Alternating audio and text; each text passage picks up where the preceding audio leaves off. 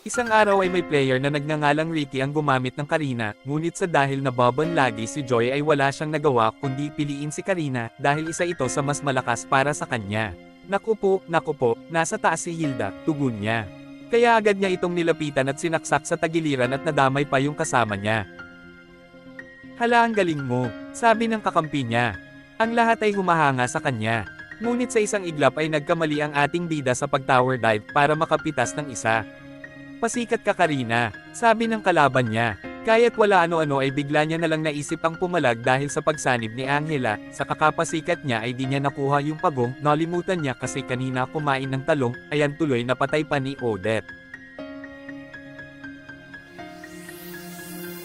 Aray ko po, sabi ni Karina. Kaya't walang ano-ano ay nakita niya na pwede niyang bigyan si Hanabi, halika dito, tugon niya.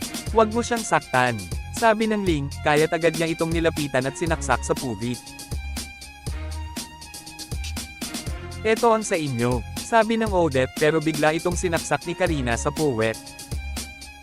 Retrehin mo yung pagong, sabi ng mga kakampi niya kaya't agad nagpasikat si Karina at pinagsasaksak ang mga kalaban ng sabay-sabay. Hala, hindi ako makababa, sabi ng Ling, kaya't agad sinabi ni Karina, dun ka muna sa base. Maya-maya pa ay nagantihan na ni Karina si Odette dahil umuulti ito mag-isa na parang baliw sa gitna ng highway.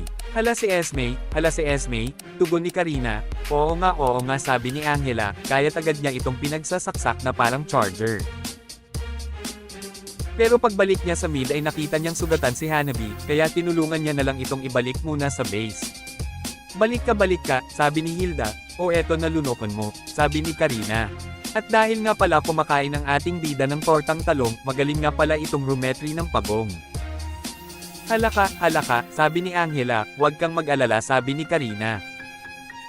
Dito ay pinakita niya kung paano manaksak ng dala-dalawa, ang galing mo talaga, sabi ng kakampi niya, syempre ako pa ba, sabi ni Karina. Ayun si Hanabi isa pa, sabi ni Angela, o sige eto na, sabi ni Karina. Ang sakit mo talaga, sabi ni Paquito, wala kong pakialam sa'yo, sabi ni Karina. Maya-maya pa ay rumetri na si Karina ng Lord. Tapusin na natin to, sabi ng Leila, di kita kausap, sabi ni Karina. Ayun si Ling sa boat, sabi ni Angela, o sige, sabi ni Karina, maya-maya ay nilapitan niya at isang saksak lang ay patay na. Maya-maya ay sumanib na si Angela kahit wala pa, atat ka ba, sabi ni Karina, sorry, sabi ni Angela.